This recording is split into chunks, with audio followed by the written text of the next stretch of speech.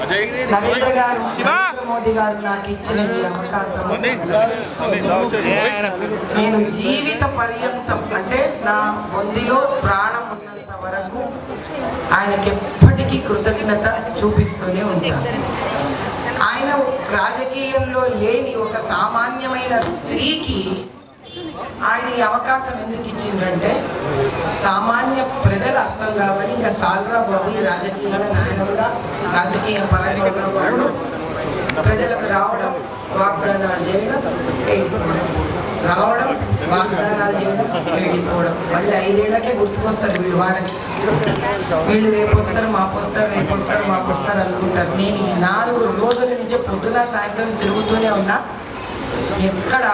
ఎక్కడక్కడ పాపం వాళ్ళ బాధలు, వాళ్ళ కంటి నీళ్లు చూస్తుంటే అసలు ఒక్కొక్క చోట అయితే నాకు ఏం మాట్లాడా కూడా తెలియక నేను ఇట్లా ఏడుకోని వేసుకొని నిలబడితే బాధ చెప్పినాక నన్ను ఉల్టా సంధాయిస్తుంది. అరే లేదు బిడ్డ, లేదు బిడ్డ, నీకు ఓటేస్తా బిడ్డ, నీకు ఓటేస్తా బిడ్డ అంటుంది. నా పరిస్థితి ఎట్లయిపోయిందంటే ఇన్ని నిజాల, ఇన్ని బాధల పొద్దుటి నుంచి ఈరోజు 45 46 డిగ్రీలు ఎండ నాకు తెలియదు. మేము కొండలు ఎక్కుతున్నాం, కొండలు దిగుతున్నాం, కొండలు ఎక్కుతున్నాం, దిగుతున్నాం. బార్కాస్ గిర్కాస్ మొత్తం అంతా దిగినాం. ఈరోజు వారాణసి అయినా ఇక్కడే ఉందండి, మీరు ఏం దేశం పరక అందరం ఇక్కడే ఉన్నాం. ఎంత ఆశ్చర్యమైన విషయం అంటే మీకు ఒకటి చెప్పాలి. పస్మంగా స్త్రీలే కాదు, పస్మంగా పురుషులు, మగవాళ్ళు కూడా అమ్మ తగ్గే అమ్మ ఇస్తే అని అనడం అనేది అసలు చాలా తెలుసుకోవాల్సిన విషయం. మనం పూసల బస్తీ ఇక్కడ ఉండేవాళ్ళు నాకు తెలిసి స్త్రీలు గంపల నెత్తి మీద పెట్టుకొని గాజులు, టిక్లీలు అట్లా చిన్న చిన్న స్త్రీలకు కావాల్సిన అమ్ముకోవడానికి వెళ్ళేవాళ్ళు. అది ఒక వృత్తి. ఆ వృత్తిలో వాళ్ళు ఎదగాలి. వాళ్లకు చక్కగా షాపులు తయారవ్వాలి. ఇదే గాజులు చేసేవాళ్ళు పెద్ద పెద్ద రకాలుగా గాజులు వేయగలగాలి. లక్క గాజులు చేసేవాళ్ళకి వీళ్ళు వ్యాపారం ఇవ్వగలగాలి. వీళ్ళ వల్ల ఆ లక్క గాజులు చేసేవాళ్ళు వాళ్ళు ఎదగాలి. ఇది ఒక చైన్. ఈ చైన్ ముందు పోవట్లేదు, ఎక్కడికక్కడ నరుక్కొని పోతుంది. అట్లా లక్క గాజులు చేసేవాళ్ళు ఆడవాళ్ళే, ఆ రకరకాల గాజులు చేసి అమ్మేది ఆడవాళ్ళే, నన్ను కొనుక్కునేది ఆడవాళ్ళే. కానీ చివరికి దురదృష్టం ఏందిరా అంటే వీళ్ళందరినీ ఎదిగింపాలనుకునే రాజకీయ నాయకులు వీళ్ళని ఎదిగిస్తలేరు. అంతకన్నా భయంకరమైన విషయం ఏంటంటే మోదీ గారి నేతృత్వంలో ఎన్నో లోన్లు వీళ్ళ వరకు చేరవలసిన అవసరం ఉంది. ఈరోజు నేను కుమ్మరవాడి అన్నీ తిరుగుతున్నాను. వాళ్ళని అడిగి నాకు ఏమైనా వచ్చిందా నాయన లోన్ అంటే ఏమో మాకేం రాలేదు.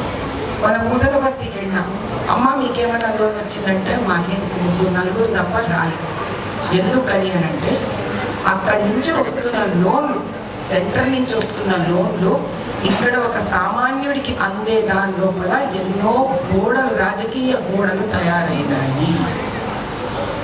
నన్ను ఎంపీగా గెలుచుకోవాలి అనేది మీ కోరిక, అది నేను గెలవాలి అనుకుంటున్నది కూడా నా కోరిక. ఎందుకంటే కేవలం మీ బాధ, మీ సమస్యలు, మీ అభివృద్ధి మోదీ గారికే కాదు, ఇక్కడ రాష్ట్రంలో కూడా జరగకపోతే కూడా నేను ఎవ్వడిని వదిలిపెట్టాను.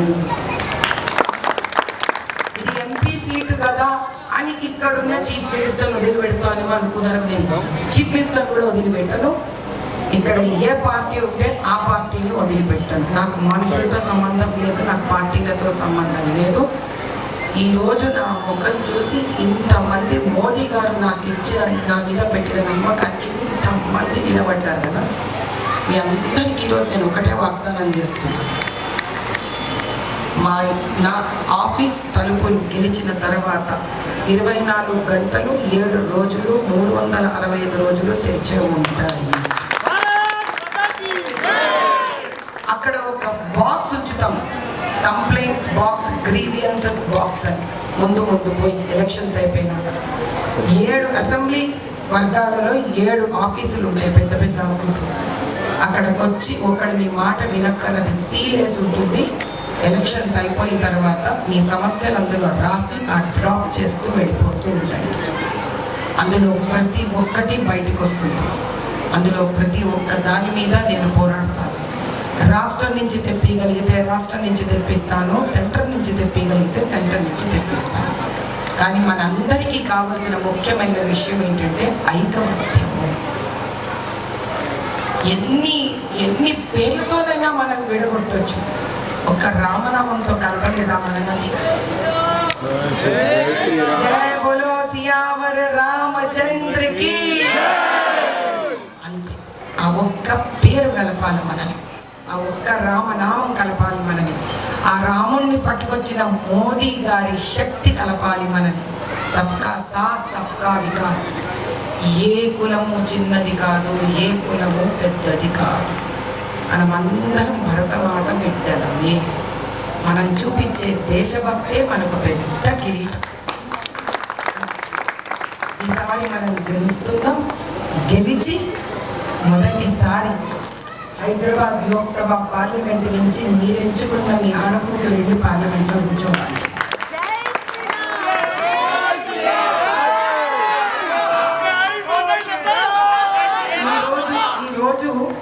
ఈ లోక్సభ పార్లమెంట్ గురించి దేశమంతనే కాదు, ప్రపంచం అంతా కూడా ఇట్లా కళ్ళు పెట్టుకొని చూస్తుంది. ఏమవుతుంది ఏమవుతుంది ఏమవుతుంది ఏమవుతుంది అని. నాకు తెలుసు మనం గెలిచే బయటకు వస్తున్నాం. మనం గెలుస్తున్నాం కదా, అంతే. ఒకటే గుర్తుపెట్టుకోండి, మనసున్న చోట మార్గం ఉండదు. అంటే ఒక్కసారి మనం గెలుస్తున్నాం అని నిర్ణయించుకుంటే ఈ ప్రపంచంలో దాన్ని మార్చే శక్తి ఎవ్వరికీ లేదు. ఎన్ని క్యాంపెయిన్లకు చిన్న చిన్న పిల్లలు పరిగెత్తుతారో తెలీదు.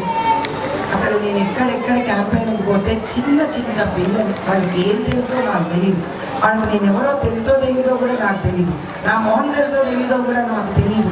కానీ ఎంత ప్రేమతో పరిగెత్తుతున్నారంటే మళ్ళీ నెక్స్ట్ డే లేవాలి, ఆ పిల్లలు వాళ్ళ పనులు చేసుకోవాలి, పరిగెత్తుతూనే ఉన్నారు. ఈరోజు 46 డిగ్రీలలో చిన్న విధవ 5 ఏళ్ళు 6 ఏళ్ళు ఉంటాయేమో వాడు పక్కకి జ్యూస్ చల్లగా తాగుతూనే ఉన్నాడు, నాతో పాటు పరిగెత్తుతూనే ఉన్నాడు పొద్దున్న నుంచి కార్యక్రమం అయ్యేదాకా. అంటే అంత స్ఫూర్తి, అంత నమ్మకం. ఎవరో ఈమె ఏమో చేయడానికి వచ్చింది, వాడికి ఏదో నమ్మకం ఉంది నా మీద. వాళ్ళ కోసం మనం ఒక్కటం.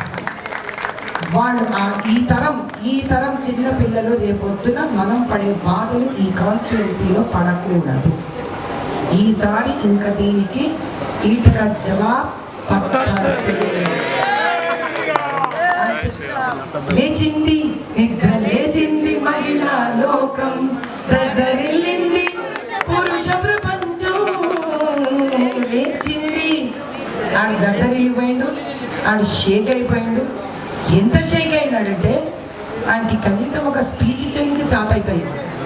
మొన్ననే 2 రోజులు ఏప్రిల్ 14వ రోజు నేను ఒక స్పీచ్ విన్నా. ఆ స్పీచ్లో అక్బరుద్దీన్ అంటున్నాడు, అరే హమ్ స్కూల్ కోలేంగే నా. అసలు ఈ టోన్లో వాడు ఎన్నడన్నా మాట్లాడడం విన్నాము కదా. నేనే హమ్ హర్ అసెంబ్లీ కోలేంగే, హమ్ భీ కరేంగే. అసలు ఒక మనిషి జాతి ఏదన్నా ఉండదు. పస్మందాలు అంటే అవును నువ్వు మధ్య పోతలేవు కాబట్టి నీ బతుకు పస్మందా బతుకుదని అంటాడు వాడు. అనొచ్చు అట్లా ఒక బీదోని. హిందూ అయితే ముస్లిం అయితే ఎవరికి కావాలా? ఒక బీదోడే రోజు దేవుడు కోరుకుంటాడు. అది హిందూ అయినా ముస్లిం అయినా డబ్బు వచ్చినోడే ఆలోచిస్తాడు, అరే వచ్చింది నాకు ఈ ప్రోగ్రామ్ ఉంది, నాకు అలా డబ్బులు వచ్చేది ఉంది, నాకు ఈ వ్యాపారం ఉంది, నాకు ఇది ఉంది అని దేవుడికి రెగ్యులర్గా ఓడేమో. గరీబోడు అయితే రోజు దేవుడు దాచుకుంటాడు, రోజు దేవుడు దండం పెట్టుకునే పోతాడు. అది ముస్లిం అయినా సరే హిందూ అయినా సరే. ఇన్ని దినాలు వాళ్ళ మీద బతికి ఈ దినం మా మాట అంటాడా? దాన్ని బట్టి వాళ్ళ నియత్ ఏందో మనకు క్లియర్గా అర్థమైపోతుంది. అయిపోయింది, వాళ్ళ టైర్ పంచర్ అయిపోయింది. ఇంకా అది పనిచేసే టైర్ కాదు. ఆ పతన్ కట్ గయా, ఓ పతన్ కట్ గయా, बराबर कट गया, हमेशा के लिए कटी पतंग है वो सही में, हमेशा के लिए कट गया. కానీ మనము ఓవర్ కాన్ఫిడెన్స్లో పోకూడదు. ప్రతి ఒక్కళ్ళు ఇళ్ళ నుంచి లేయాలి, ఓటు వేయాలి, మనల్ని మనం గెలిపించుకోవాలి. నేను గెలవడం అంటే మీరందరూ గెలిచినట్టు లెక్క, 40 ఏళ్ల పోరాటం గెలిచినట్టు లెక్క, ఎంతోమంది కరసేవకులు ఇక్కడి నుంచి వెళ్ళిన పోరాటం కూడా గెలిచినట్టే లెక్క, మన దేవాలయాలు కాపాడుకున్నది లెక్క. ఆ గెలుపు ఈ గెలుపు.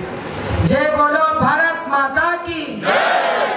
నేను మీకు ఎవ్వరికి స్ఫూర్తినో ఏమో ఇచ్చే అవసరం లేదు, ఎందుకంటే నాకన్నా ఎక్కువ బాధపడినోళ్ళు మీరే ఇక్కడి నుంచి. కానీ నేను ఎదుర్కొంటా, నిర్భయంగా ఎదుర్కొంటా. వాని ఏడ ఏడ ఏ ఏ నిజాలు బయటికి లాగాల లాగుతూనే ఉంటాను. అంత పెద్ద చిత్తాలు ఇంత ఇంత ఫైల్ ఉంది వాడిని నా దగ్గర, లాగుతూనే ఉంటాను. నేను ఊరుకోని ఏం చేయలేడు, ఏం చేయలేడు నేను చెప్తున్నాను. కాబట్టి జై బోలో భారత్ మాతా की, जय बोलो नारी शक्ति की, जय बोलो नरेंद्र मोदी जी की. जीतेंगे भाई जीतेंगे, जीतेंगे. जब से आया माधवी लता जब से आया माधवी लता ओवैसी लापता.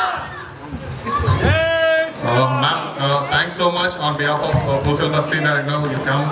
ఇంత దూరం వచ్చి మా గురించి ఇక్కడ చక్కని స్పీచ్ ఇచ్చినందుకు మా ప్రెసిడెంట్ గారు శర్మన మా ప్యానల్ నుంచి థ్యాంక్స్ సో మచ్ అండి. మాధులత గారు థ్యాంక్స్ సో మచ్.